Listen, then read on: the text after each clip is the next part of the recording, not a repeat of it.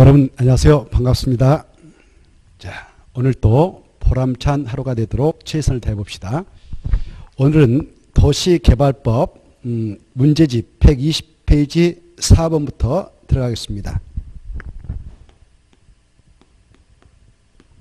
4번 120페이지.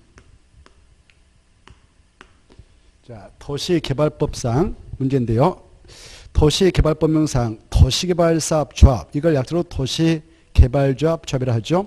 이 조합에 관한 설명으로 틀린 거 이렇게 돼 있는데, 1번 이 조합을 설립하려면 도시개발구역하는 토지소유자 7명, 그 수치 꼭 기하시고 7명 이상이 정관 작성해서 지정권자에게 설립인가를 신청해서 인가받아야 된다. 맞고요. 거기서 알아둘 것은 지정권자가 인가권자 되게 하시고 7명 이상이 정관 작성해서 내야 된다. 숫자 알아두시고, 2번 이때 설립인가를 신청하려면 도시개발구 안에 있는 토지 소유자의 동의서를 확보해서 그걸 첨부해서 내야 되죠. 그때 2번 동의요건인데요. 설립인가 신청하려면 얼마의 동의가 필요하느냐, 그 구역의 토지 면적이 항상 먼저 나와요. 도시개발법은. 그래 면적의 3분의 2 이상에 해당하는 토지 소유자와 와자도 중요하고, 그 다음에 그 구역의 토지 소유자 총수의 2분의 1 이상을 동의를 받는다. 이거 맞습니다. 면적 3분의 2와 총수 2분의 1 이상 이렇게 꼭 암기하시고, 3번 도시개발조합의 조합원은 조합 설립에 동의 한자를 한다 이렇게 되는데, 그렇지 않습니다. 이 도시개발조합이 이렇게 도시개발구역에서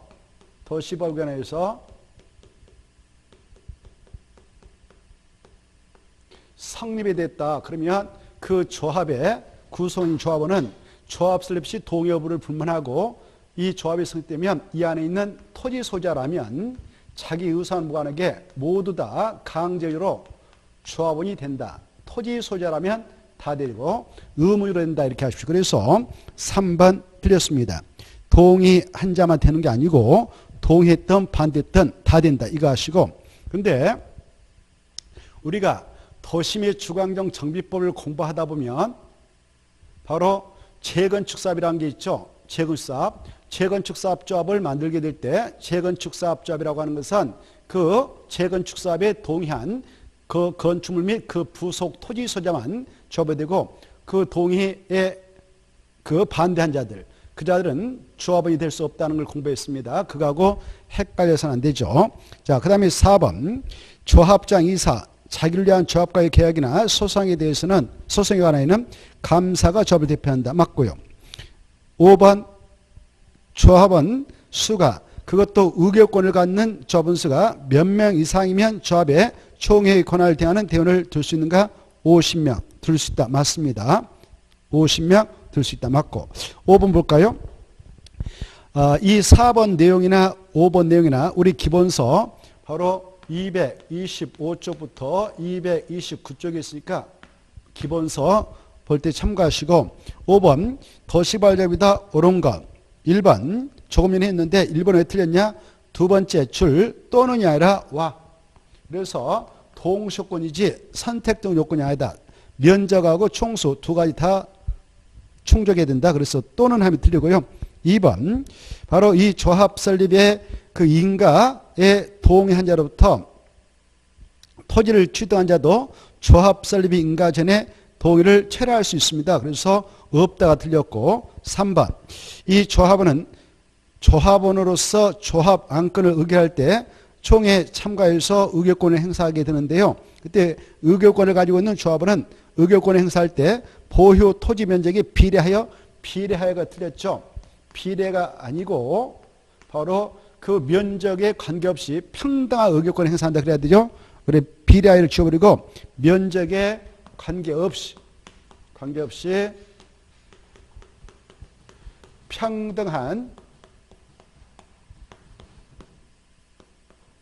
의결권을 행사한다. 이렇게 해야 맞습니다. 아시겠죠? 그래서 틀렸고요.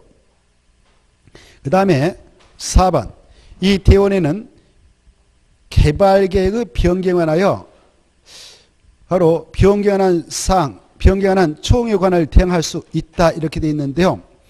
이 대원이라는 조직이 총회의 권한 대행기구로서 역할을 하고 있습니다만은 조합, 총회, 대신해서 여러 가지 권한을 행사하는 기구가 대원회이긴 하나 이 대원회에서 총회에서 의결할 수 있는 모든 건을 바로 권한대행에서 다 의결할 수 있는 건 아닙니다. 바로 대원회에서 의결할 수 없는 건이 있고 그 건은 바로 오직 총회에서만 의결해서 통과를 해 나가야 되는데 그 5가지를 여러분 알고 계셔야 돼요. 이것은 총회에서만 의결할 수 있지 총회 권한대행인 대원에서는 의결할 수 없습니다. 뭐냐면은 첫째, 개발계획을 수립했다. 개발계획 수립해서 의결하고자 한다. 그럴 때는 총회에서만 의결할 수 있고 대원에서는 의결할 수 없습니다. 이 수립했던 이 계획을 변경하고자 한다. 그때 경미한 사항 변경 빼고 중대한 사항 변경까지는 총회에서만 의결하게 됩니다. 그 다음에 두 번째, 바로 이 환지계획 작성해가지고 조합인 시행자가 환지계획을 작성해서 의결하고자 한다. 그럴 때도 총회에서만 의결하지 대원에서는 절대 의결할 수 없습니다. 그 다음에 세 번째, 조합임원. 조합임원이 조합장에서 감사 있지 않습니까? 이런 조합장이라든가 이사라든가 감사, 이네들 임원이라는데 이네들 뽑는다 이걸 선임을 하죠. 이 조합장에서 감사 선임이라고 하는 이 문제는 오직 총회에서만 선임할 수 있고 대원에서는 할 수 없다. 이것도 총회 정권상이다. 이걸 꼭 알아두셔야 되겠습니다. 그 다음에 이 총회에서 또 어떠한 내용을 의결해서 처리하느냐. 조합의 합병과 해산, 조합의 합병, 그리고 해산,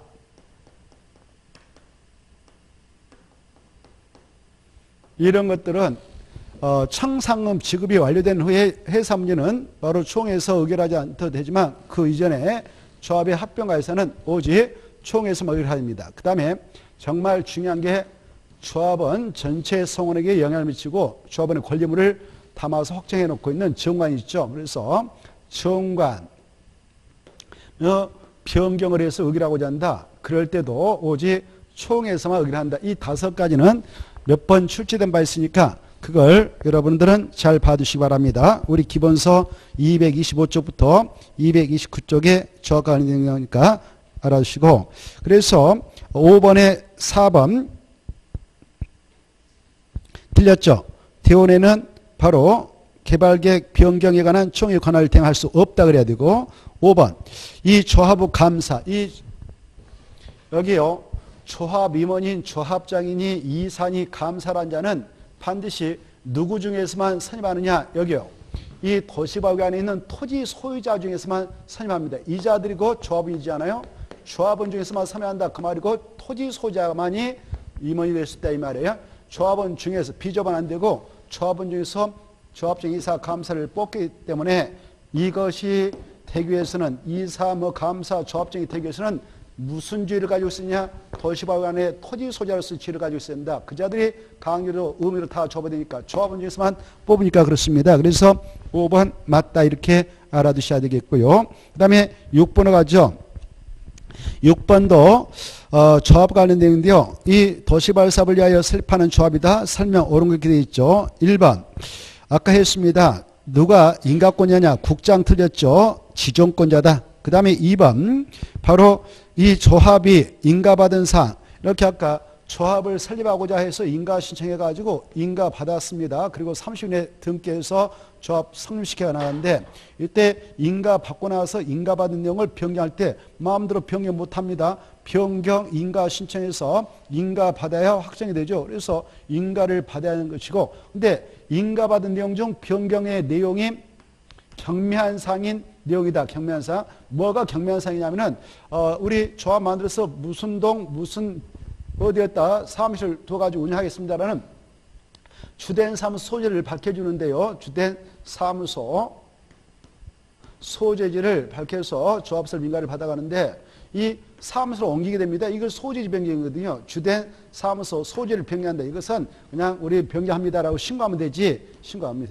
바로 인가받지 않습니다. 그리고 우리 조합원들한테 이렇게 알릴 때 이렇게 알겠습니다라는 공고 내용을 바로 확정해서 인가 신청을 냈는데 그 공고 방법을 변경하게 됐다. 이것도 경미한 상호 변경으로서 신고하면 됩니다. 이 두 가지를 뺀 나머지는 변경 인가를 받도록 하고 있습니다. 그래서 2번은요. 인가가 나와서 틀린 거죠. 인가가 아니라 신고로 바꿔야 돼요. 변경 신고. 주된 사무소의 소재를 변경 그따 딱 줄 것이고 밑에다가 225페이지 참고하고 225페이지 있는데 그건 경미한 사항이니까 신고사항이다라고 꼭 기하시고 3번. 바로 아까 했습니다. 2분의 1 동그라미 치고 바로 와 동그라미 치고 그 다음에 3분의 2 동그라미 쳐서 포인트 잡아요. 이제 금방 동그라미 쳤는데 2분의 1하고 3분의 1다 동그라미 쳐서 이렇게 해요. 너 내려와. 너 올라가. 이렇게. 그래서 위치를 바꿔치면 되겠죠. 면적이 3분의 1이고 총수가 2분의 1이다. 이거. 그래서 와는 동시권이와 맞고요. 그 세 가지를 포인트 잡아서 잘 봐두시고 3번 통과. 4번. 이 조합이 이렇게 성립되면요. 자, 아까 차 안에 있는 토지 소유자라면 자기 의사는 무난하게 의무적으로 강요를 다 조합이 된다 했습니다. 그 조합원인 토지 소유자 중에서 조합 총회를 가지고 총회를 해서 조합장도 뽑고 이사도 뽑고 감사도 뽑는다. 이게 선임이죠. 이때 이 선임을 하기 때 나도 조합원이고 나도 출마해서 나도 해먹겠다. 이거 다 안 돼요. 바로 이거 해먹으려면 문제가 아니야 돼. 문제야. 사회적으로 문제를 일으킬 수 있는 자들을 문제라고 하는데 사회적으로는 그네들은 야 너네들 안 돼라고 결격사유를 딱 규정하고 있죠. 근데 이 결격사유는 임원이 될 수 없는 자들을 규정하고 있는 거지 조합원이 될 수 없는 자격을 규정하고 있는 건 아니다. 임원은 결격사유다. 임원. 그래서 임원이 될 수 없도록 딱 쐐기를 받고 있는 자 약적으로 우리는 이렇게 암기하자고 그랬지 않습니까? 뭐라고? 그래. 미피피 파금. 좋아. 미피피 파금 해가지고 나머지가 이제 연상돼야 합격권에 들어갈 수 있죠. 그래, 미성년자, 피성년 후견인, 피한정 후견인. 이래들은 민법상 제한 능력자로서 단도로 유효한 법률행위를 할 수 없기 때문에 이런 임원인 조합장 이사 감사 해볼 수 없다. 그리고 파산 선고 받고 복권되지 않는 자, 이 자들은 돈 어마어마하게 남고 먹고 빚덩이를 물려가지고 지금 파산 선고 받았죠. 그래서 복권되지 않는 자, 복권대자들은 될 수 있습니다. 그 다음에 이 형법상 형의 종류가 41조 형법, 41조에 형의 종류 9가지가 있어요. 가장 중요한 것이 무궁무식, 사형, 징역, 금고, 자격성실, 자격정지, 그 다음에 쭉 나가는데 그동안에 금고 이상의 형을 선고받았다. 그 말은 금고가 됐든 징역이 됐든 상이 됐든 이 말이거든요. 금고 이상의 형을 선고받고 그 집행이 끝난 후 면제된 후 2년이 지나지 않는 자, 이 자들 또 금고 이상의 집행유예 선고를 받고 집행유예 기간 중에 있는 자는 근신해야 된다. 근신. 그래서 임원 해먹을 수 없다. 2년이 지났다. 집행유예 기간이 끝나면 해먹을 수 있다. 이렇게 좀 이해를 하시기 바랍니다. 그래서 4번은 임원이 될 수 없다 그랬는데 조합원이 될 수 없다 그래서 틀린 거예요. 조합원 할 때 원자 뺐다 임자를 쓰면 되겠네. 조합 임원이 될 수 없지요. 조합원은 토지 소유자면 의무적으로 강요를 다 되니까요. 5번. 아까 5번 했죠. 의결권은 조합원 수가 몇 명 이상인 조합원 총회 권한 대행 기구로서 대원을 둘 수 있다. 50명. 50명이니까 100명, 뭐 70명, 80명 다 포함되니까 둘 수 있다. 맞습니다. 그런데 말입니다. 정비법상 재개발 재건축 정비사업자 복용은 바로 조합원 수가 100명 이상이면 거기는 총회의 권한을 행하는 대원을 두어야 한다. 거기는 두어야 한다. 우리 도시개발법은 50명 이상이면 둘 수 있다. 그것도 의결권을 가진 조합원 수가 50명 이상이 조합을 때 둘 수 있다. 꼭 알아주시고 맞습니다. 넘어가시고 7번으로 갈까요? 자, 7번 보시면 이것은 226쪽에 있는데 기본서 도시개발조합 설립인가 신청을 위한 동의. 아까 동의요건 공부했죠. 이 안에 있는 토지 면적의 3분의 2 이상에 해당하는 토지 소유자와 그 구역 내 토지 소유자 총수 2분 이상 동의받아라 그랬죠. 그런 동의를 계산할 때에 어떻게 하느냐. 자, 여기 땅이 있는데 국가 땅이 있다. 지방 자치단체 땅이 있다. 나머지 사유이다. 그때 아까 토지 면적의 3분의 4, 그때 면적을 계산할 때는 국공유지가 있다면 이거 포함한다, 제한다? 포함. 그렇죠. 근데 국토의 계획 및 이런 법률에서는 제해입니다. 그리고 도시개발법은 포함입니다. 그래서 국제도포 이렇게 암기하세요. 국제도포. 국토의 계획 및 이용에 관한 법률에서는 제해. 도시개발법은 포함. 우리가 국토의 계획 및 이용에 관한 법률에 어떠한 파트에서 제해를 공부했냐면은 자, 우리가 국토의 계획 및 이용에 관한 법률상 도시군관리계 위반 제한을 공부했습니다. 위반 제한은 이해 관계를 포함한 주민이 기지산 대체에 대하여 위반할 수 있는 위반권자에게 제한할 수 있다 그랬죠. 그런 제한을 할 때는 제한을 하고자 하는 땅을 준비해서 여기다 좀 위반해서 결정해 주세요라고 제한서를 내게 되는데요. 그때 그 대상 토지 면적을 계산할 때에 국공이 있다면 그 국공인은 제하고 사유지를 바탕으로 해서 기는 5분의 4 이상에 해당하는 토지소에 동의받을 거고 나머지 지산대체는 3분의 2 이상에 해당하는 자의 동의서 확보해서 내야 제한서가 수리된다 이런 거 했습니다. 그거는 제 도시개발법은 포함 꼭 구분하시고 그 다음에 이제 또 이 면적을 계산할 때 말입니다. 국공인을 제하고 사유를 바탕으로 계산합니다. 그리고요 여기 보세요. 이 아까 면적의 3분의 2상에 해당하는 토지소야 총수의 2분의 3을 동의받아라 그럴 때에 이 동요권을 맞춰나가고자 함에 있어서 그냥 국공이 가르쳐한테 가서 동의받고 사유지를 가지고 있는 땅 주인한테 동의받아서 그냥 대충 맞추면 되냐 아니다. 사유지를 가지고 있는 사람들 거 먼저 받고 일단 국공을 제하고 사유지를 가지고 있는 자 거 먼저 받아보고 이제 금방 그 동요권에 미달된다 그러면 그 미달을 충원시키기 위해서 나중에 국공이 갈청한테 가서 받으면 된다 이거 하시고 그 다음에 여기가 이 토지 소자 총수의 2분의 3을 동의받아 그러는데 땅은 한 필조 소자가 한 명이면 한 명 하면 끝나죠. 근데 이 땅은 한 필지인데 공유로 되어 있습니다. 공유자 보니까 필지는 한 개인데요. 공유자가 300명으로 되어 있어요. 300명. 3분의 1씩 가지고 있네요. 이거 지분으로. 그때 300명으로 계산할 것이냐 300명 대표는 한 명만 토지소로 계산하느냐 한 명만. 알겠죠? 그리고 여기 이 땅도 또 공유로 되어 있는데 집합건물인 그 집합건물로 소임을 관리한 법률에 따른 집합건물로 구분 소유자가 있네요. 구분 소유자가 있는데 그네들 땅에 대한 지분으로서 10분의 1씩 가지고 있는 구분 소유자가 10명 있습니다. 이때 공유로 되어 있는 경우 구분 소유권인데는 집합건물이 있을 때는 구분 소유자는 그 구분 소유자 각각을 한 명 한 명으로 토지소로 계산한다. 이걸 꼭 알아주시기 바랍니다. 자, 그걸 전제해서 문제 들어가 볼까요? 7번 동의 틀린 건데 1번 맞고 아까 했으니까 면적 3분의 2와 종수 2분의 4 맞고 2번 동의자 수 산정 방법에서 토지 소유권을 공유하는 자가 집합금으로 소임을 관리한 법률에 따른 구분 소유자인 경우는 그들 각각을 토지 소유자 한 명 한 명으로 봐준다 맞고요. 그 다음에 바로 3번 조합 설립 인가를 신청하게 하여 동의를 한 토지 소유자는 아까 동의했습니다. 인가를 신청으로 갑니다. 지정권자에게 인가를 신청으로 가게 될 때에 신청하기 전에는 동의를 찾을 수 있다. 그러면 그자는 동의서를 취한다. 그래서 3번 틀렸죠. 없다가 아니라 있다. 그렇죠. 그 다음에 4번 포함한다 체크하고 5번 동의받는 순서 맞습니다. 일단 국공을 제하고 전체 사유 토지 면적 그 토지소 사유 토지소자에 대하여 법에서 요구하는 동요권 이상으로 받아보고 그래도 미달된 경우는 국공이 가르쳐한테 가서 동의받으면 된다. 맞습니다. 8번은 X 쳐버리고 8번은 기출문제였습니다만 상당히 어렵게 나왔고 이런 문제 또 나올 가능성이 희박합니다. 이게 계산 문제가 잘 안 떨어졌어요. 그래서 고난도 문제로 나왔는데 이런 거 풀어봐야 시간 낭비.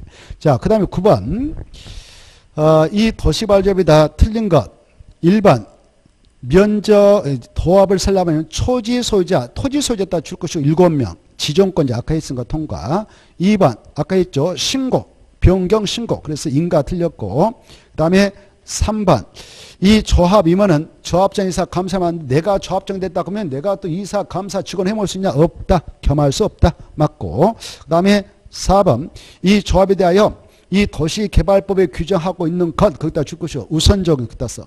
이 도시개발법에 규정한 것 거기다 줄 것이고 우선 적용. 없으면 민법 중 사단법이라는 규정을 준용한다. 맞습니다. 사단법이지 재단법인 조합하면 틀리겠습니다. 사단법인 맞고 5번 바로 조합인 시행자 거기다 줄 것이고 밑에 딱 같은 말 씁니다. 행정청의 안시행자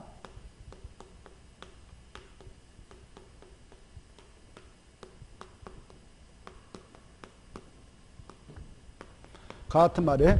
행정층의 안시행자나 조합인 시행자나 같아. 그래서 조합인 시행자가 행정층의 안시행자가 내렸던 처분이 있습니다. 뭐 환침 내렸다. 그럴 때 거기에 불복할 때는 언제든지 행정심판을 제기할 수 있다. 이따 옆에다 써요. 누구에게 제기하느냐? 이따 옆에다 가로 열고 지정권자에게 가로 닫고. 근데 만약 행정청이 시행자 뭐 시정서 했다. 그에 대한 처분에 불복하지 할 때 행정심판을 제기할 수 있는데 그럴 때는 행정심판법 따라 행정심판을 제기하면 된다. 여기까지 이해해 두시기 바라고 넘어가셔서 10번 도시개발조합입니다. 조합의 임원이다. 임원하면 세 가지가 있죠. 조합장, 이사, 감사 이렇게 하시고 그런 임원에 관한 설명인데 틀린 거 1번 이사는 의결권에는 조합원이 한다. 그렇습니다. 이 조합원 중에는 아까 봐보세요. 아까 여기 공유이 돼 있어. 땅은 한 표지인데 아까 공유자가 300명 있었다. 그러면 300명도 3분의 1씩 땅을 가지고 소유자니까 당연히 토지소유니까 조합원 돼요. 조합원이 되는데 조합 안건을 의결하고자 할 때 이 의결권을 다 한 명씩 다 와서 행사할 수 있냐. 그래서 300만 와서 총회인데 와서 참석해서 더 반대 찬성하고 난리 쳐버리냐. 아니다. 300명에 다 의결권을 준 게 아니라 300명을 대표하는 한 명에게만 의결권을 준다. 알겠죠? 공유자를 대표하는 한 명에만 의결권을 준다. 그러면 여기 300명 중 299명은 의결권을 가지고 있지 않는 조합원. 의결권을 가지고 있는 사람은 한 명. 이렇게 되는 거죠. 이걸 정확히 이해하셔서. 자, 그래서 1번. 이때 이렇게 공유자로 된 자는 의결권을 가지고 있는 조합원이 있고 의결권이 없는 조합원도 있어. 그때 임원 뽑을 때는 의결권을 갖는 조합원만 임원으로 바로 출마해서 될 수가 있는 것이다. 이 말이에요. 그래서 이사는, 감사는, 조합장은 의결권을 갖는 조합원이다. 맞습니다. 1번이요. 이사 위에다가 조합장도 쓰고 밑에다 조그만한 감사도 써버려. 그래서 세 가지 똑같아. 조합장이 됐든 이사가 됐든 감사가 됐든 얘네들을 임원이라고 하는데 임원은 의결권은 조합원이다. 이렇게 이해하시고 그 다음에 2번 이사가 됐든 똑같아. 이사가 됐든 조합장이 됐든 감사가 됐든 이 임원은 조합장 바로 겸할 수 없기 때문에 내가 조합장이면 이사 겸할 수 없고 내가 조합장 감사도 겸할 수 없고 내가 감사면 이사 조합장 겸할 수 없다. 그 말이죠. 겸할 수 없다. 맞고 3번 이 감사라고 하는 것은 임원이라고 했어요. 임원은 반드시 어디서만 뽑느냐? 총회. 맞고 대회에서는 할 수 없고 4번 이 조합장은 총회 의장이 된다. 대원의 의장이 된다. 이사의 의장이 된다. 그렇습니다. 맞가합니다. 맞고요. 5번 아까 했는데 조합장이 틀렸죠. 감사. 자, 그래서 5번 조합장이 틀렸고 11번 아까 했는데요. 이것도 229쪽에 있는 것으로서 자 총회 의결사항 중 대원회가 총회의 권한을 대행할 수 없는 것. 그 말은 오직 총회에서만 의결해야 된다. 아까 5가지를 알고 있는가를 물어본 건데 바로 3번이죠. 3번은 오직 총회에서만 의결해야 된다. 오직 총회에서만 의결할 수 있다. 그 말이죠. 오직 총회에서만 의결할 수 있다. 그리고 1번, 2번, 4번, 5번은 대원에서 의결할 수 있다. 이 말입니다. 그 다음에 12번은 X 쳐버리고 13번 조합. 자 13번은 도시개발법령상 도시개발사업 시행이다. 틀린 거 이렇게 되어 있죠. 1번에서 이해할 것은 두째 줄 귀하겠다 동하면 딱 쳐요. 귀하겠다가. 그래 이걸 앞에가 숨어있는 게 자치규약이라고 생각하면 자치규약. 스스로 우리가 약속한다 이거죠. 그래 그게 약속했으면 그대로 우리가 지키자 이게 자치규약인데 이 자치규약은 이 도시개발 사업을 시행하게 될 때 누가 시행자라면 바로 자치규약을 정하게 하느냐. 그래서 그 규약대로 사업을 진행하도록 규제하느냐. 여기에 토지소자들이 사업을 하게 될 때 토지소자 2명 이상이 바로 시행자가 되어서 사업할 때는 규약을 정하게 하고 그에 맞게 사업을 진행하도록 규제할 수 있습니다. 그래서 1번에서 알아둘 것은 토지소자 2명 이상이 그따 포인트 잡아요. 토지소자 2명 이상이 바로 사업을 하게 되는 시행자일 때는 규약을 정하게 해서 규약에 맞게 사업을 진척시켜 나가도록 규제할 수 있습니다. 그런데 1번 끝에다가 살짝 참고해 가지고 조합이 시행할 때는 정관을 정한다 그러잖아. 조합이 시행자일 때는 정관을 정한다. 그래서 조합이 시행자면 정관대로 하는 거예요. 정관대로. 자, 그래 토지 소자 두 명 이상 할 때는 규약을 만들기 위해서 규약대로 하도록 하고 조합의 시행할 때는 정관을 가지고 사업을 진행해 나도록 합니다. 그런데 반해서 2번 볼까? 2번면 지방자치단체장 그따 줄 거 봐. 지방자치단체 등 그따 줄 것이고 밑에다 뭐 지방공사도 써보고 지방공사. 자, 그래서 지방자치단체라든가 지방공사라든가 이네들이 사업을 한다. 이네들은 공적 주체하잖아요. 공적 주체가 사업할 때는 시행 규정을 정하게. 시행 규정에 따라 체크. 시행 규정. 시행 규정은 공적 주체가 사업을 할 때 정한다. 규약은 아까 토지 소자가 할 때 정한다. 정관은 조합이 할 때 정한다. 이런 차이점만 눈으로 이해하면 돼요. 짝짓기 하면 돼요. 그래서 1번, 2번 맞다. 그 다음에 나머지 통과하고 그 5번 볼까요? 5번 보시면 5번 도시개발사업의 모든 수행자는 지정권자의 승인을 받아야 신탁업자와 신탁계약을 체결해서 사업을 시행할 수 있다. 이건 224쪽에 있는데 이 도시개발사업 시행자라는 자는 도시개발사업 시행자라고 하는 것은 우리가 크게 바로 공공사업 시행자도 있고요.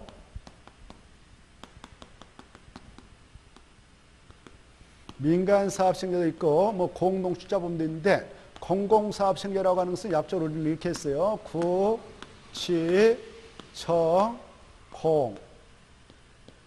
그래 국지전공이 뭐냐? 그러면 국가, 지방자치단체, 그 다음에 정보 출연기관. 정보 출연기관은 두 가지가 떠올라야 되죠. 바로 한국 철도 시설공단.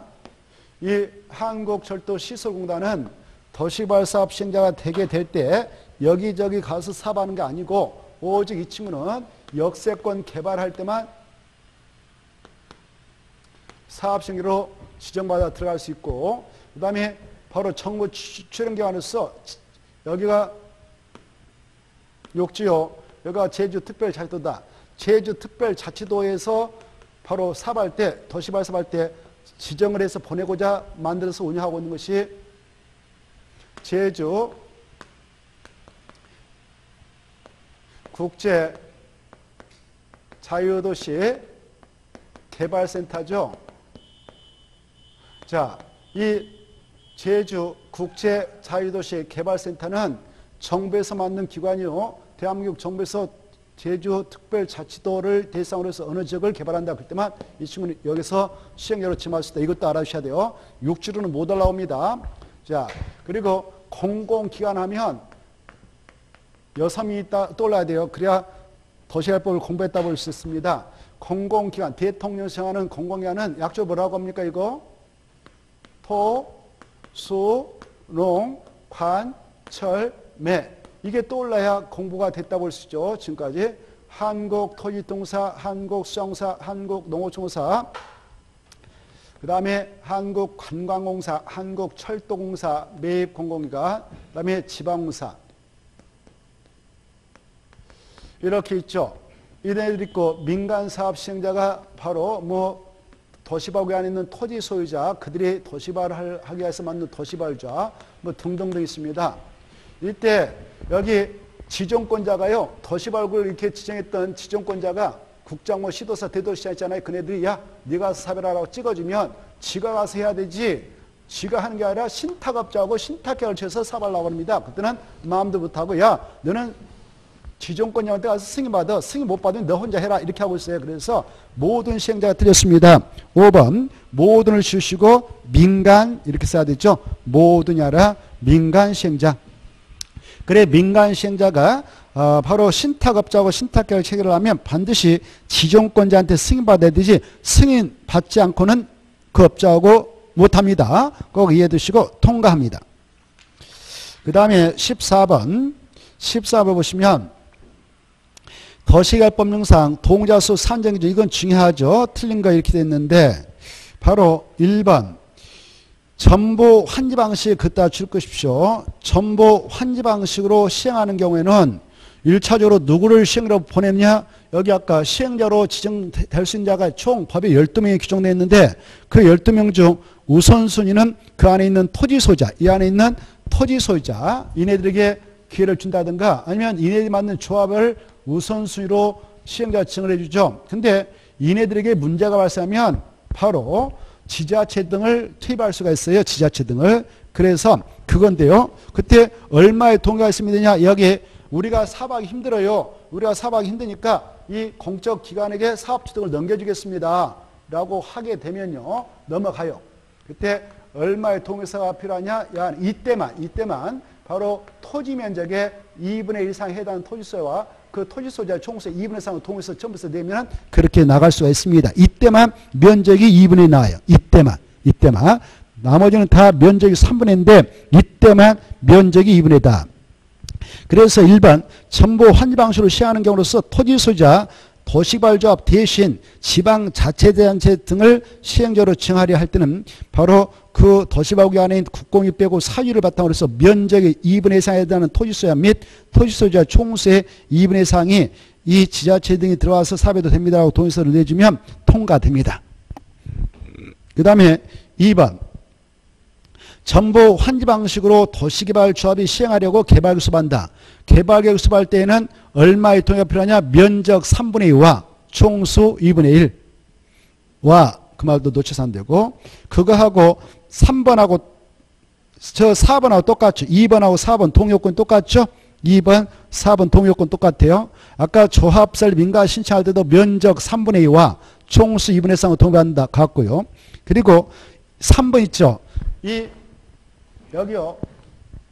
민간 시행자가 될 수 있는 자 중 조합은 지정 제한자가 아니니까 빼버리고 이 시행자가 될 수 있는 자 12명이 있는데 그중에 국가 지방자치단체 조합을 제한 나머지 시행자가 될 수 있는 자들이 도시개발구역 지정 제한서를 낼 수 있잖아요.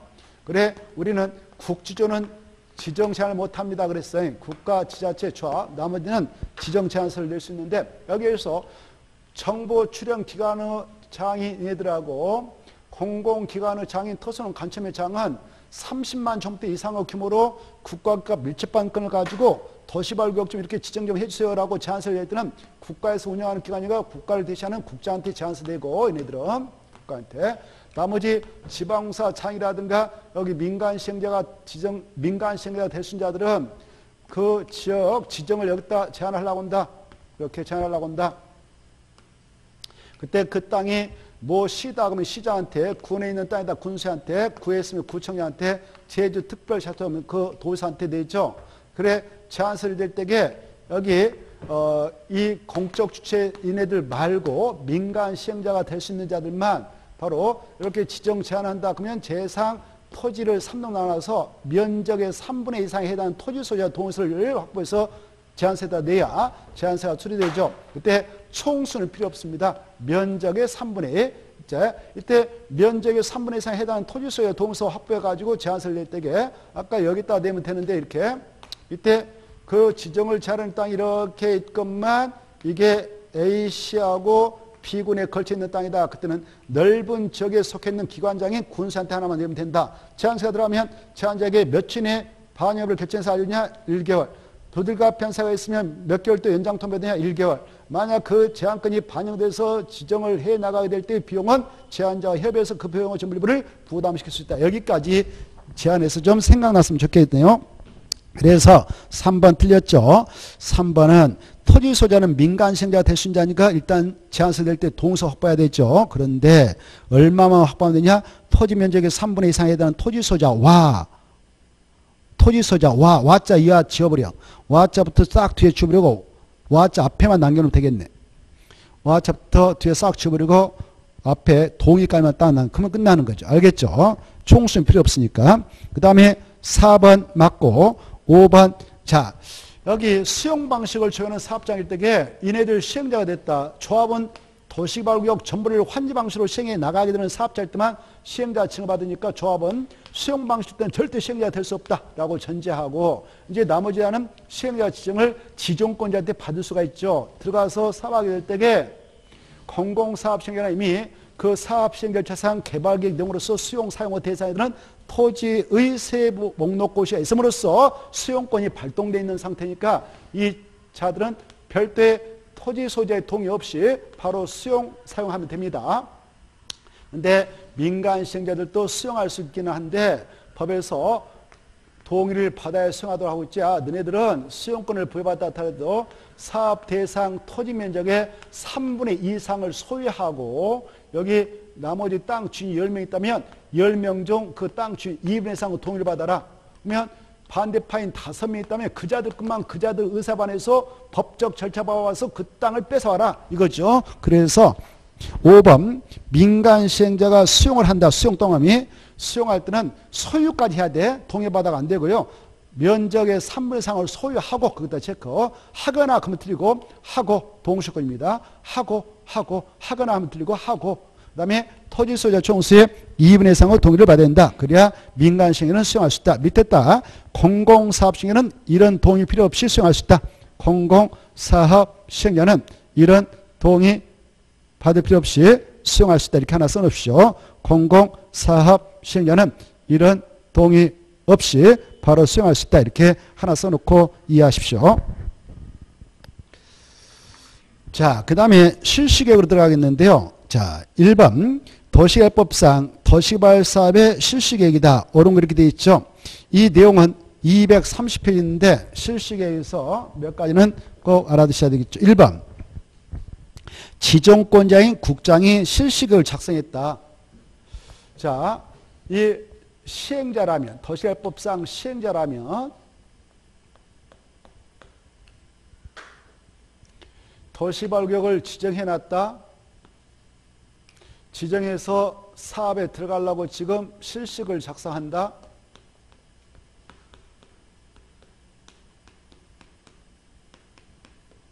이 작성은 시행자라면 다 작성해야 돼요. 모두 다 작성해야 됩니다.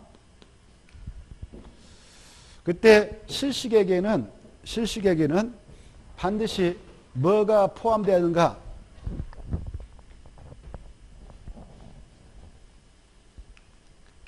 이 도시개발구역으로 지정된 장소는 국토개법상 지구단위 계획으로 결정 고시성과 간주되니까 지구단위를 꼭 만들어야 돼요. 그래서 이 실시계획을 작성할 때는 그 계획서에다 지구단위를 꼭 포함한다. 이게 어마어마하게 중요하고, 그리고 이 실시계획을 작성할 때는 이미 이 시행자를 지정해서 보냈던 이 구역의 지정권자가 여기서는 이런 사업을 하겠다라고 확정 고시한 계획이 있죠. 개발계획. 그래 이걸 고시해 놓으면 이 계획 속에는 이 안에 시행 방식도 확정되는 것이고 구역의 면적, 위치 이런 거 다 확정되고 그 다음에 바로 이 안에서 어떤 내용을 가지고 사업한다. 이런 구체적인 내용이 다 포함되는 것이 개발계획이죠. 그래서 이 개발계획도만 이 사업이 실시되는 겁니다. 이때 지정권자한테 시행자 정받던 시행자 바로 지가 들어가서 지 맘대로 사업을 실시하는 것이 아니라 지정권자가 확정 고시했던 이 계획대로 사업하겠습니다라고 실시계획을 작성하죠. 그래서 실시계획은 개발계획에 맞게 작성해야 한다. 작성할 때는 지구단위를 포함한다. 이렇게 딱 아시고 이때 이 시행자 중 자 여기 봐봐. 이 시행자는 바로 아까 여러 명이 있었죠. 그 중에 지정권자 지가 시행자가 될 수도 있어요. 누가 될 수도 있다고? 지정권자가 직접 시행자가 되는 경우도 있고 지정권자가 아닌 자가 시행자 지정받아서 사업을 하는 경우도 있죠. 지정권자는 누가 있습니까? 지정권자는 국장도 있고 시도사도 있고 대도시장도 있었죠. 이렇게. 얘네들을 지정권자를 하죠. 만약 지정권자 지가 시행했다. 그러면 지가 확정고시한 계획대로 실시계획을 작성해서 바로 자기가 자기한테 인가받느냐? 아니에요. 인가 안 받고 확정고시하면 돼. 알겠죠? 확정고시하면 돼. 그때 확정고시할 때 막 고시하느냐? 아닙니다. 이 실시계획을 확정고시하고자 할 때 미리 국장이 지정권자로서 시행자면서 이걸 확정고시하려고 한다. 작성해서 정하려고 한다. 그러면 이 지역을 잘 알고 있는 시도사 의견을 듣도록 돼 있어요. 국장은 시도사 의견을 듣게 돼 있어요. 누구 의견 듣는다? 시도사. 그리고 그 장소가 대도시다 그러면 대도시한테 의견 들으라 이렇게 하고 있어요. 또 국장이 지정권자로서 자기가 다른 사람을 아닌 자를 자기가 아닌 자를 시행으로 보냈어. 근데 그 친구가 작성해서 인가를 신청하려고 인가. 지정권자한테 시행자 지정받았던 자가 인가를 신청해. 나 이렇게 사업하겠습니다 하고 지정권자인 국장한테 인가 신청해. 인가를 내줘서 확정해 나갈 때도 미리 그 자는 이렇게 시도사, 대도시장 의견을 미리 드려야 됩니다. 그 다음에 만약 이 사업장이 시도사 지가 지정했고 자기가 확정고시했고 자기가 시행해서 이걸 작성해서 정하려고 한다. 그때도 인가 안 받습니다. 인가 안 받고 정하든 자기가 지정했던 자기가 아닌 자가 시행으로서 작성해서 자기한테 인가 시행이 들어오면 인가 내주고 할 때 이 시도사는 특별시장, 광역시장, 특별자치, 도의사 말이죠. 이 도시화법에서 시도사에는 세종특별자치가 안 들어갑니다. 알겠죠? 왜? 세종특별자치는 이미 다른 특별법에 따라 지금 사업을 하고 있는 사업자니까 절대 또 도시발굴을 지정해서 도시개발법들은 도시를 건설하지 못합니다. 그래서 이 법에는 특별자치, 도의사는 나오지만 세종특별자치가 안 나와요. 그래서 만약 서울특별시장이 지금 지정권이라서 확정을 하려고 한다. 아니면 인가 신청을 받아서 인가권에서 저 실시가 확정하려고 한다. 그때는 그 사업장 현황을 알고 있는 자치구청장한테 미리 의견 들어야 돼요. 그 다음에 광역시장이 인천광역시, 부산광역시, 대구, 울산, 대전, 강정광역시가 있다. 그때 자기가 지정권자로서 아니면 인가권자로서 그 계획을 정하고자 할 때는 자기가 그 현재를 잘 모르니까 그 지역의 현재를 잘 알고 있는 구청장, 구에서는 구청장, 저 인천광역시 광화구이다 하면 군수, 옹주이다 옹주군수, 부산광역시 기장군수, 기장군수 이런 구청장 군수 의견을 미리 듣게 되고요. 팔도 도지사 있죠?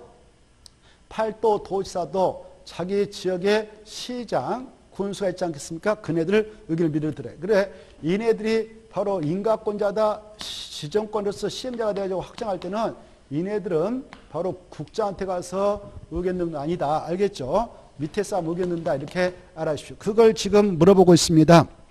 자, 1번 지금 볼까? 도시개발 사업의 실식이다. 옳은 거 1. 지정권자인 국장이 실식을 작성한 경우는 시장, 군수, 구청의 의견을 미리 듣는다. 맞아요? 틀려요? 틀렸죠? 국장은 누구 의견 듣는다고? 시도사, 대도시장. 알겠죠? 시도사, 대도시장. 누가 지정권자요 시행자 할 때만 꼬마들 의견 듣냐? 바로 시도사 할 때. 알겠죠? 그래서 틀렸습니다. 자, 그 다음에 그 해설 보시면 국토교통부장의 지정권자면 시도사, 대도시장 의견을 들어라. 시도사가 지정권자면 시장, 군수, 구청의 의견을 미리 들어라 이렇게 돼 있죠. 그때 둘째 줄 시장에다 동함 쳐놓고 그때 시장은 대도시장은 제 그렇게 써놔요. 시장 동함 쳐놓고 대도시장은 제. 대도시장은 지정권자니까 제 그러는 거예요. 대도시장이 아닌 시장이게 지금은. 자, 그거 좀 봐두시고 그 다음에 2번 도시개발 사업을 환지 방식으로 지금 그 문제는 우리 기본서 230페이지 있습니다. 그 다음에 2번 도시개발 사업을 환지 방식으로 환지 방식 다 포인트 잡아요. 환지 방식으로 시행하는 구역에 대하여 지정권자가 실시계획을 작성했다. 지가 시행되니까 자기가 작성했네요. 작성한 경우는 사업 명칭 그리고 목적, 도시 군관리계 결정 내용을 관할 등기소에 통보 제출해야 한다. 그때 도시 군관리계 결정 내용 그 말만 지워버려요. 그거 지워버리고 그것이 들어가 틀렸습니다. 밑에 박스 봐보세요. 해설에 사업 명칭, 목적, 그리고 사업 시행기간, 시행방식, 그리고 도시발굴 유치와 면적, 시행자 이것만 바로 등기소에다가 통보 제출을 하게 됩니다. 박스 안에 있는 거. 그래서 틀렸습니다. 요약집 기본서 231페이지 있습니다.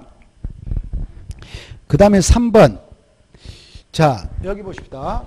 아까 실시계획을 작성해서 확정호시했다. 지정권자 시행할 때.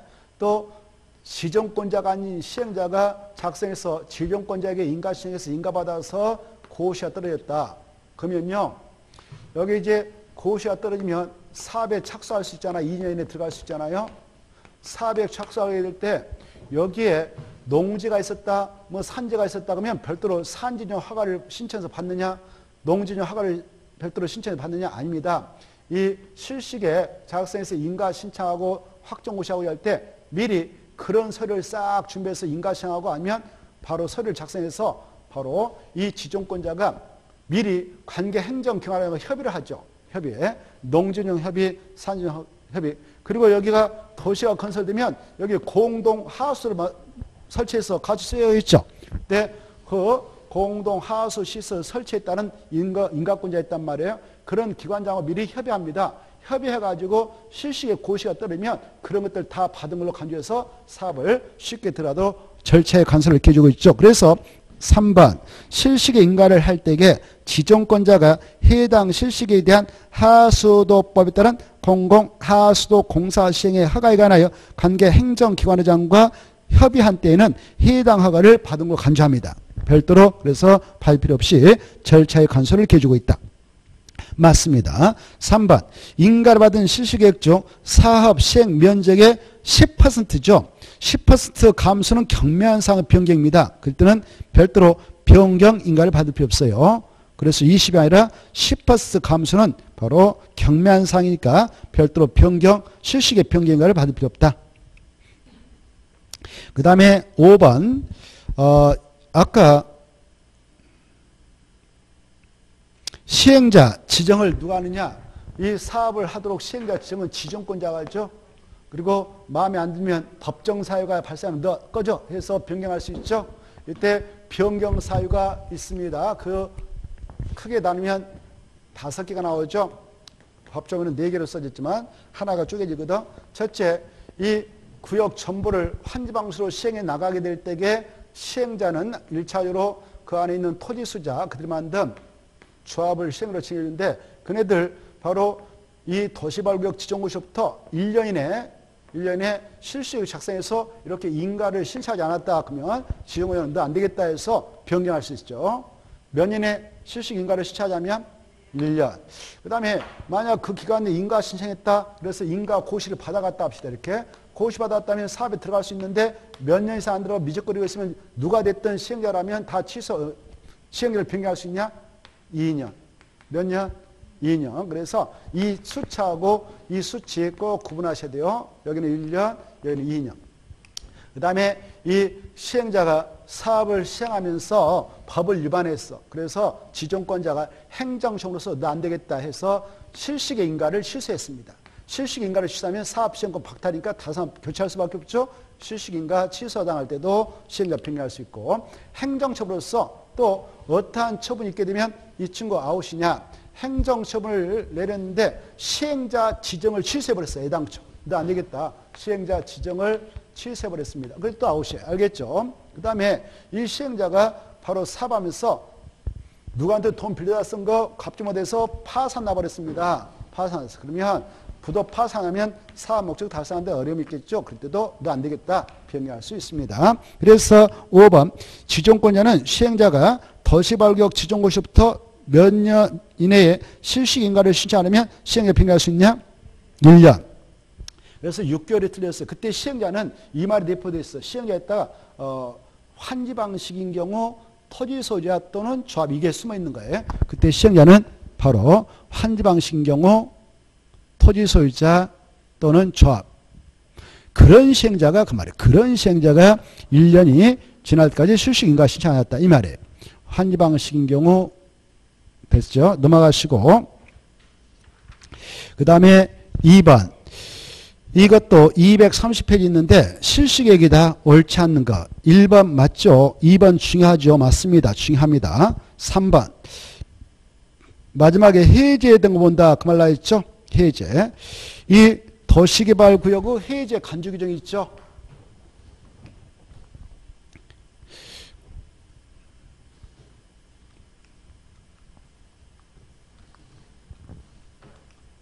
이렇게 도시개발구역이 지정될 때요. 일반적으로 개발계획을 수립해서 고시함으로써 이 계획의 내용에다가 그 사업장인 도시개발구역도 포함해서 고시하니까 이 계획을 고시하면 자동적으로 그 사업장인 이것도 지정고시가 있게 됩니다. 일반적으로 이렇게 하죠. 그래 이렇게 개발계획을 고시하면 그 속에다가 개발계획에다 이 계획에 따른 사업장 어디입니다라고 딱 그 구역의 명칭이 있죠. 면적을 담아서 고시하니까 그 구역도 확정고시예요. 그리고 이 개발계획에 따른 시행자도 누가 들어서 합니다라고 지정권자의 수발해서 고시할 때에 확정해서 고시하죠. 그래 그런데 말입니다. 일반적으로 이 땅이 주거지이다 뭐 상업지이다 공업지이면 일반적으로 이렇게 하는데요.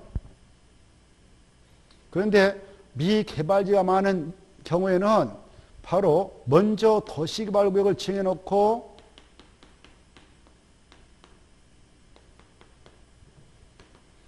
나중에 개발계획을 수립해서 사업을 진행해 나가도 되는 경우가 있었죠. 극회의적으로 이럴 때 어떤 경우에 그러냐, 어떤 장소에서 도시발굴 정해서 사업할 때 이렇게 먼저 구역 정해서 사업장 확정하고 투기발음을 잡혀놓고 이걸 수립하느냐 했죠. 바로 6가지가 떠올라야 되죠. 다 알고 계시지만 이거 중요하다고 놓쳐했어요. 이 장소가 자연녹지이다. 자연녹지에서 도시발굴 정해서 사업할 때다. 그 다음에 또 여기 보세요. 생산녹지에서 도시발굴 정해서 하려고 한다. 그 다음에 도시적 애허지역인 비도시인 보생계 관리라든가 농림적 자연 보존에서 할 때다. 그 다음에 국가 균형 발전을 위하여 균형 발전을 위하여 국토교통부 장관이 관계중앙행정기관과 협의해서 도시발굴을 지정하고자 한다. 그때는 자연환경 보존을 지향한다. 지정하지 못한다.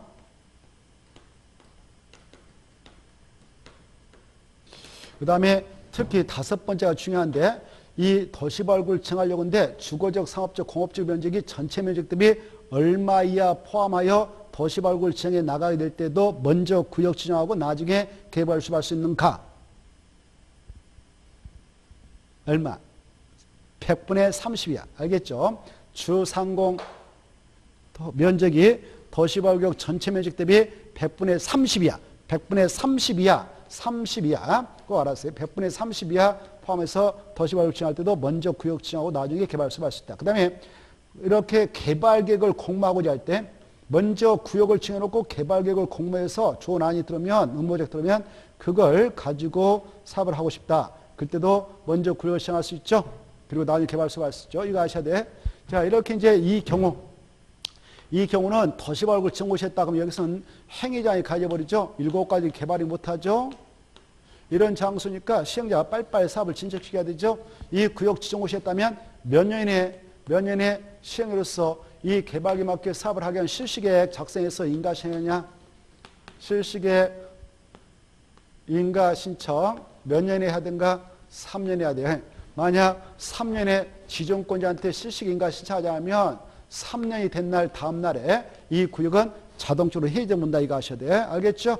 자, 그래 3년에 신청해라. 만약 안 했다 그러면 3년이 되는 날 다음 날에 이 구역은 자동적으로 해제가 된 걸로 간주된다.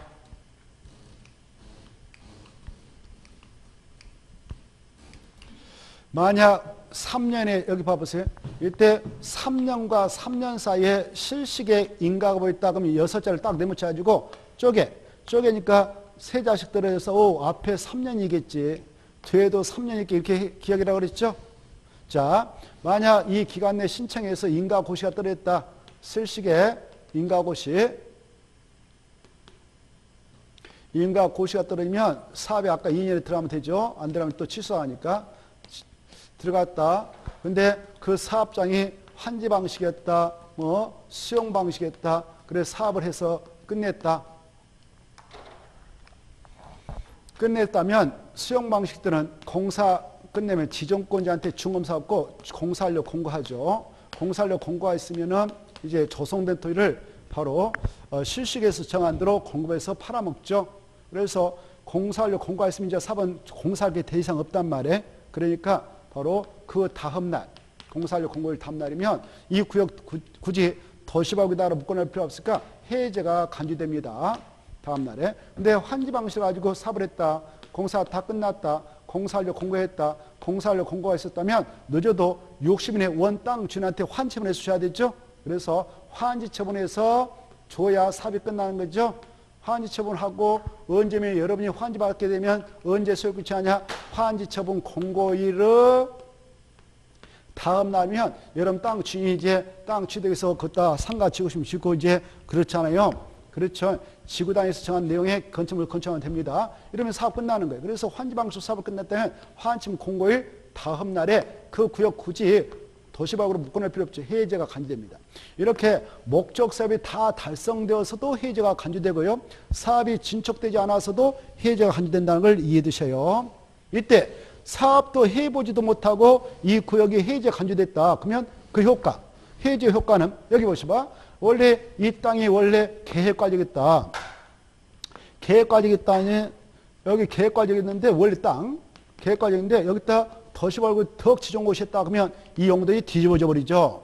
국토협상 도시적으로 결정고시가 간주돼서 도시돼 버리고 이 장소는 국토협상 지구단위 격으로 결정고시가 간주되지 않겠습니까? 생각나죠?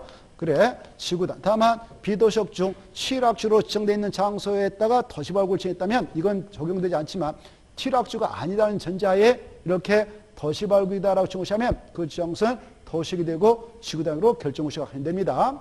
그런데 사업도 하지도 못하고 3년이 되는 날 다음에 해제가 됐다. 그러면 해제 효과는 도시발굴 지정 이전 후 용도적으로 다시 화하는 거 보고 지구단위권 폐지돼 본다 이거 아시고. 근데 사업이 쭈쭈쭈 진행돼서 공사 다 끝나서 공사하려 공고일 다음날 해제됐다. 환치문 공고일 다음날에 해제가 간주되면 그 사업장은 완전히 옛날 모습 찾을 수 없기 때문에 도시발굴 지정 이전 후 용도적으로 화하는 것을 본다. 그럼 틀리고 보지 아니한다. 도시로 확정되죠. 지구단위 계획도 폐기등을 본다. 그럼 틀리고 폐기등을 보지 않는다. 알겠죠? 이걸 이해해 두시고 그 다음에 여기 보십시다. 도시발굴 이렇게 먼저 지정고시하고 나중에 개발교섭 하는 경우 이 면적이 330만 제곱미터 미만인 경우하고 이상인 경우로 나눠볼 수가 있는데 이걸 잘 이해해 두셔야 한다. 330만 제곱미터 미만이다 라고 하면 이 구역 지정고시부터 이 개발계획은 몇 년에 수립고시해야 되냐? 여기 개발하겠다 딱 네모치고 네자 걸렸다 절반 쪼갠다. 그래서 2년이다. 그래 2년 될 때까지 개발 수립고시해라. 그렇지 않으면 2년이 되는 날 다음 날에 이 구역은 자동적으로 해제되는 문다. 알겠죠? 그래 만약 이 기간 내에 개발 수립고시했다면 그 구역이 되는데 개발 수립할 때 아까 시행자도 특정해서 고시해 준다고 그랬죠. 그래 이제 시행자가 확정되었다 합시다. 확정되면 이 개발계획 수립고시부터 늦어도 몇 년에 실시계획 작성해서 인가를 시행했냐? 오 실시인가? 6자 절반 쪽에 3년에 해라. 그래 3년에 실시인가를 시행하면 3년이 된 날 다음 날에 해제가 간주된다. 알겠죠? 이렇게 그리고 이 사업에 들어갔다 이렇게 했다 이렇게 해서 끝났다 그러면 다 끝나면 공사하려 공고일 다음날에 해제 간주, 환지처분 공고일 다음날에 해제가 간주된다. 그 다음에 이 면적이 330만 제곱미터 이상이면 무조건 이 개발을 만들 때에 주거기능, 교육기능, 생산기능, 유통기능, 유락 등의 기능, 복합적 기능이 서로 조화가 이루어지도록 개발계획을 수립할 의무가 있기 때문에 2년은 짧다, 5년 준다. 알겠죠? 그래서 그 면적이 330만 제곱미터 이상인 구역일 때에는 5년 이내에 개발계획을 수립고시하면 되고 그렇지 않으면 5년이 된 날 다음날에 해제가 간주된다. 이 기간 내에 이 계획을 수립고시했다면 몇 년에 실시계획을 작성해서 시행자 인가시행하면 되냐? 그때도 5년. 5년이 된 날까지 인가시행하면 바로 5년이 된 날 다음날에 이 구역은 해제가 간주된다. 이렇게 연결되어지면 좋겠습니다. 자, 거기까지 여러분은 좀 생각해 두셔야 돼요. 그리고 3번 지문 틀렸죠. 3번은요. 가다가 딱 네모쳐봐. 실시계획의 인가 찾아봐. 실시계획 인가에다 딱 네모치고 의자는 마음속으로 지워버려. 그러면 몇 자 남았어? 6자. 6자 3빠성 거. 그럼 몇 자 떨어집니까? 3자. 그래서 앞에 몇 년? 뒤에 몇 년이냐? 3, 3. 이해되죠? 자, 그렇게 기억해서 시험장에서도 꼭 써먹기 바라고 2년, 2년이 아니라 3년, 3년 다음 날 해제 온다 그래야 되죠. 그래서 틀렸고 4번 이 4번 보시면 실시계획을 고시했다 체크. 이렇게 실시계획을 고시했어. 고시하면 여기 봐봐. 실시계획은 아까 꼭 뭘 포함이라고 써? 지구단위 계획으로 결정고시된 장소에서 지금 사업하려고 하니까 지구단위 짜라고 그랬잖아. 지구 단위를 꼭 집어넣어서 자각선에서 인과선에서 인과 고시에 따르면 지구 단위 계획도 바로 결정 고시가 간대. 알겠죠? 그래. 원래 지구 단위 계획은 국토협상 고시 군간 위반해서 딱 결정 고시가 그 계획이 확정 고시인데 그럴 필요 없다. 이 실시계 고시권자가 곧 지구 단위 계획을 결정 고시할 수 있는 권한권자니까 똑똑한 사람이다. 그래서 별도로 할 필요 없어. 실시계 고시가 따르면 지구 단위 계획도 결정 고시된 걸로 본다. 알겠죠? 이거 고시가 중요해. 시험에 나왔어. 실시계획을 작성한 경우에 그 고시가 있는 거 본다. 이렇게 나오는데 틀리고 고시가 있어야 된다. 꼭 알아주십시오. 그래서 4번 맞습니다. 4번요. 실시계획을 고시한 경우일 때 실시계획에다 줄 것이요. 밑에다 써. 지구 단위 계획이 포함되어 있다. 그랬으나 지구 단위 포함되어 있습니다. 그래서 그 고시대행 중 국토개법에 따라 도시군가로 결정할 사항 그따 줄 거. 도시군가로 결정할 사항은 지구단위계획. 지구단위계획은 같은 법이 국토개법이에요. 국토개법 따라 도시군관리계획이 그따 줄 거. 도시군관리계획이 줄 것이고 밑에다 같은 말 써. 지구단위계획이 그 말로 같아. 지구단위계획이 결정되어 고시된다. 고시다 줄 거. 고시가 된 걸로 보려면 뭐가 있어야 되냐? 실시고 고시다. 고시. 자, 그 다음에 이제 5번. 이 도시군가로 결정고시된 사항에 대한 국토협상 도시군가에 대한 지역내문 고시는 개발계에서 정해진 사업시행에만 할 수도 있다. 뭐 그런 것은 참고로 보시면 됩니다. 자, 그 다음에 3번은 좀 문제 반복되고 있으니까 이것은 230페이지부터 231쪽까지 있는데 실시기에 대해 틀린 거 1번 중요하지만 아까 했으니까 통과 맞고 2번 아까 했는데 사업 면적을 10% 범위에서 감소했다 줄까? 10% 감소, 10% 감소했다 포인트 잡고. 그때는 경매한상은 변경이니까 인가받지 않아. 인가받을 필요가 없다. 그래서 받아야 한다 주부르고 받을 필요 없다. 경매한상은 변경이니까 이렇게 써놓고 경매한상은 변경이니까 인가받을 필요 없습니다. 그 다음에 3번 꼭 읽어두시고 그 다음에 4번 읽어보시고 5번 반복되고 있으니까 읽어보십시오. 그 다음에 문제 4번은 쉬었다 하겠습니다.